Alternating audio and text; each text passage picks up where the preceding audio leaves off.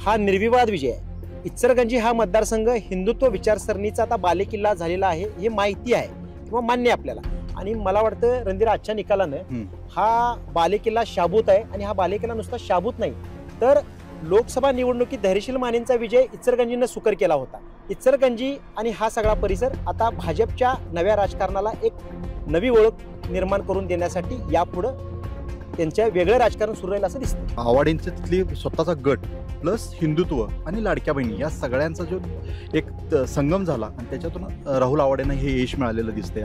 ही इचलकरंजी ही हिंदुत्वाचा एक बालेकिल्ला तयार झाला आहे आणि ह्या हिंदुत्वाच्या बालेकिल्ल्यावर आगामी जी वाटचाल असेल तर हा बेस धरूनच असणार आहे। माने आवाडे गटाचं अगदी चांगल्या प्रकारे मनोमिलन झालेलं आहे राजकीय दृष्ट्याने। त्याचा फायदा शिवसेनेला आणि भाजपला दोघांना।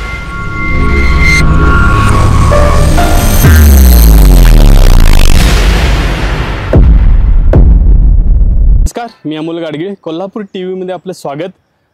आत्ताच कोल्हापूर विधानसभा मतदारसंघातील निकालाचं चित्र स्पष्ट झालेलं आहे आणि आज आपण चर्चा करणार आहोत इचलकरंजी विधानसभा मतदारसंघ।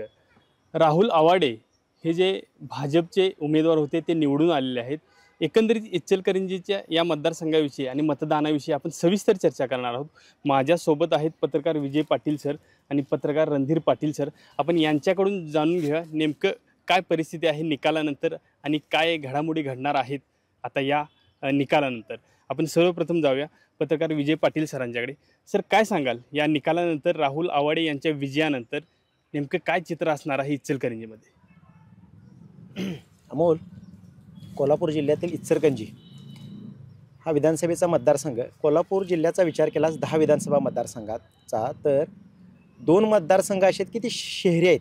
एकतर कोल्हापूर उत्तर आणि इचलकरंजी म्हणजे पूर्णतः शहरी मतदार असणारे हे 2 विधानसभा मतदारसंघ आहेत। आणि आज हे सिद्ध झालं की राहुल आवाडे भाजपचे 60,000हून अधिक मताधिक्याने विजयी होतात। हा निर्विवाद विजय आहे, निर्विवाद विजय आहे। आणि निर्विवाद विजय असण्याचं कारण म्हणजे की ती वनवे आहे। म्हणजे आपण मध्यंतरी 2 ते 3 व्हिडिओमध्ये सांगितलेलं अंदाज काही सांगितलेले होते। तर अंदाज सांगत असताना सुरुवातीला वाटत होतं की राहुल आवाडे वनवे येतील असं वाटत होतं, पण मदन कारंडेंचं आव्हान तयार झालं राष्ट्रवादी शरद पवारांच्या पक्षाच्या माध्यमातून। तर भाजपमधला एक नाराज गट आवाडेंच्या विरोधात काम करताना दिसत होता। परत चोपडे म्हणून होते, त्यांनी बंडखोरी केली। या सगळ्या पार्श्वभूमीवर असं वाटायला लागलं की कदाचित मोठं आव्हान उभा राहतं का काय राहुल आवाडेंच्या समोर, कारण प्रकाश आवाडे मैदानात नव्हते। प्रकाश आवाडेंनी आपल्या मुलगा म्हणून राहुल आवाडेंना पुढे केलं होतं किंवा उमेदवारी दिली होती। आणि या सगळ्यांमध्ये हा गड इचलकरंजी हा मतदारसंघ हिंदुत्व विचारसरणीचा आता बालेकिल्ला झालेला आहे हे माहिती आहे किंवा मान्य आपल्याला। आणि मला वाटतं रणधीर आजच्या निकालानं हा बालेकिल्ला शाबूत आहे। आणि हा बालेकिल्ला नुसता शाबूत नाही तर लोकसभा निवडणुकीत धैर्यशील मानेंचा विजय इचलकरंजीनं सुकर केला होता। आता पुन्हा आवाडेंनी भाजपमध्ये प्रवेश केला आणि मुलाला उमेदवारी दिली राहुल आवाडेंना। राहुल आवाडे नौके असताना आव्हान कुठेतरी असेल असं दिसत असताना सुद्धा 60,000हून अधिक मताधिक्याने ते विजयी होतात। याचा अर्थ सरळ आहे की यापुढं हा हिंदुत्वाचाच गड राहील किंवा सध्या तरी आवाडे हिंदुत्व लाडक्या बहिणी असं जे कॉम्बिनेशन आहे ते खूप यशस्वी होताना आपल्याला दिसतं। बरोबर आहे। काय झालं, पहिल्यांदा आवाडेंना पक्षात भाजपमध्ये येण्यासाठी अडथळाची शर्यत पार करावी लागली, कारण भाजप म्हणजे त्यांना प्रवेशाला तसा विरोध होत होता। त्यांनी विरोध मोडून काढला, भाजपमध्ये प्रवेश केला। त्याच्यानंतर आपल्या मुलग्याला त्यांनी तिकीट मिळवून दिलं। हे होत असताना दुसरीकडे भाजपमधील जो नाराज गट होता तो कुठं त्यांच्यापासून दूर होता। ह्या सगळ्या अडथळ्यांच्या शर्यती पार करत आज राहुल आवाडेंनी दणदणीत असा विजय मिळवलेला आहे। याचा अर्थ असा आहे की आवाडेंचे तिथली स्वतःचा गट प्लस हिंदुत्व आणि लाडक्या बहिणी या सगळ्यांचा जो एक संगम झाला आणि त्याच्यातून राहुल आवाडेंना हे यश मिळालेलं दिसतंय। राहुल आवाडेंच्या निमित्तानं आवाडे कुटुंबातील 3री पिढी यशस्वीपणे विधानसभेची गड जिंकलेला आहे आणि आता 3री पिढी मैदानात आहे।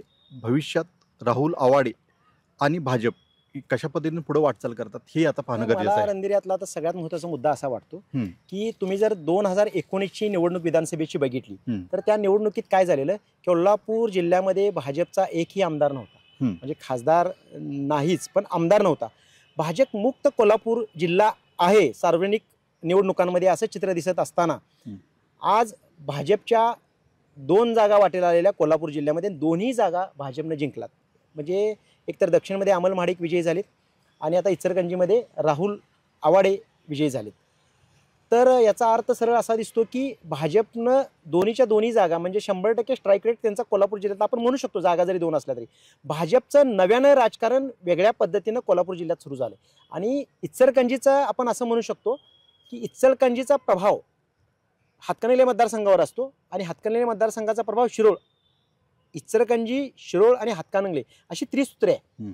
तुम्ही जर बघितलं तर इचलकरंजीत भाजपचे आवाडे निवडून येतात, त्याचवेळी अशोक माने जनसुराज्याचे जे महायुतीचे घटक आहेत तिथं अशोक माने मोठ्या मताधिक्याने निवडून येतात. त्याचवेळी अपक्ष उमेदवार असणारे पण यापूर्वी सत्तेत सहभागी असणारेच राजेंद्र पाटील यड्रावकर हे सुद्धा चांगल्या मताने निवडून येतात. म्हणजे इचलकरंजीमुळे हे 3 विधानसभा मतदारसंघ कुठेतरी कव्हर होताना दिसतात. आणि मला वाटतं कुठेतरी भविष्याच्या राजकारणामध्ये लाडक्या बहीण योजनेचा जसा इथं प्रभाव होता तसा आता हिंदुत्वाचा गड जसा इचलकरंजी आपण म्हणतो त्याचबरोबर हा सहकाराचा मोठा पट्टा आहे. म्हणजे शिरोळ, इचलकरंजी, हातकणंगले यामध्ये साखर कारखानदारी आहे, सहकारी साखर कारखाना आणि ही सगळी मंडळी कुठं ना कुठं संस्था, सहकारी संस्थांशी संबंधित आहेत. आणि भाजपच्या पुढच्या राजकारणासाठी, दक्षिण महाराष्ट्राच्या राजकारणासाठी हे कुठंतरी आपण दिसायला लागले. एक्झॅक्टली. कसं होतं की इचलकरंजीमध्ये आत्ताच्या इलेक्शनमध्ये जर आपण बघितलं तर आवाडे विरोधात सर्व असं चित्र एक प्राथमिकदृष्ट्या आपल्याला पाहायला मिळालं. पण त्याच्यात आवाडींची स्वतःची हक्काची वोट बँक प्लस हिंदुत्व याचं जे कॉम्बिनेशन झालं त्याच्यातून त्यांनी जो विजय मिळवला त्याच्यातून असं दिसतंय की ही इचलकरंजी ही हिंदुत्वाचा एक बालेकिल्ला तयार झाला आहे. आणि ह्या हिंदुत्वाच्या बालेकिल्ल्यावर आगामी जी वाटचाल असेल तर हा बेस धरूनच असणार आहे. मला नंतर दुसरं एक त्यातलं अत्यंत महत्त्वाचं इचलकरंजी मतदारसंघाबाबत वाटतं की इथं गेली अनेक वर्ष म्हणजे आपण असं म्हणू शकतो की 40-45 वर्ष इथं माने म्हणजे आता धैर्यशील माने जे खासदार आहेत त्यांच्या आजोबांपासून बाळासाहेब मानेंपासून आणि आवाड्यां म्हणजे कल्लापा आवाड्यांपासून खूप वर्ष आवाडे माने हा संघर्ष होता. लोकसभेच्या निमित्तानं असेल, विधानसभेच्या निमित्तानं असेल. आज पहिल्यांदा असं होतं की आवाडे मानेंचं मनोमिलन झाले. म्हणजे शिवसेनेतून धैर्यशील माने खासदार आहेत त्यावेळी आवाडे यांनी तिला मदत केली आणि आज इचलकरंजी शहरातून राहुल आवाडे आमदार होत आहेत आणि त्यांना धैर्यशील माने खासदारांनी मदत केली. आणि आवाडे मानेंचं राजकारण हे जे 2 विरोधी गटाचं राजकारण एकत्र येते आणि हे भविष्याच्या राजकारणासाठी खूप भाजप असेल किंवा शिवसेना असेल यांच्यासाठी एक चांगलं कॉम्बिनेशन होऊ शकतं की भविष्यातल्या सहकारी संस्थांच्या निवडणुका असतील, आगामी येणाऱ्या महापालिका नगर परिषदांच्या निवडणुका असतील त्याच्यासाठी मला तर वाटतं की त्यांच्यासाठी फायदेशीर आहे. एक्झॅक्टली. लोकसभा निवडणुकीच्या पार्श्वभूमीवर जे मनोमिलन झालं त्याच्यावर आता विधानसभेत जी विजयी पताका ह्यांनी राहुल आवाडेंनी लावली त्याच्यावर शिक्कामोर्तब झालं की माने आवाडे गटाचं अगदी चांगल्या प्रकारे मनोमिलन झालेलं आहे राजकीय दृष्ट्या आणि त्याचा फायदा शिवसेनेला आणि भाजपला दोघांनाही भविष्यात होताना दिसतोय. आता दुसरं मला काय वाटतं, आताच मला काही आवाड्यांच्या काही जवळच्या जुन्या जाणत्या नेत्यांशी बोलणं झालं. आता त्यांना असं म्हणायचं होतं की प्रकाश आवाडे यापूर्वी वस्त्रोद्योग राज्यमंत्री होते, त्यांच्या घरामध्ये मंत्रिपदं होती. तर राहुल आवाडे नवी पिढी आहे. तर इचलकरंजीला आम्हाला भाजपचं सरकार आहे, आता महायुतीचं सरकार येते तर आम्हाला मंत्रिपद मिळायला हवं अशी मागणी त्यांच्यात जोर धरायला लागली. मला वाटतं ठीक आहे हा भाग राजकारणाचा असेल पण इचलकरंजी आणि हा सगळा परिसर आता भाजपच्या नव्या राजकारणाला एक नवी ओळख निर्माण करून देण्यासाठी यापुढं त्यांच्या वेगळं राजकारण सुरू राहील असं दिसतं. नमस्कार. धन्यवाद सर. सविस्तर चर्चा आपण इचलकरंजी विधानसभा मतदारसंघाविषयी केली.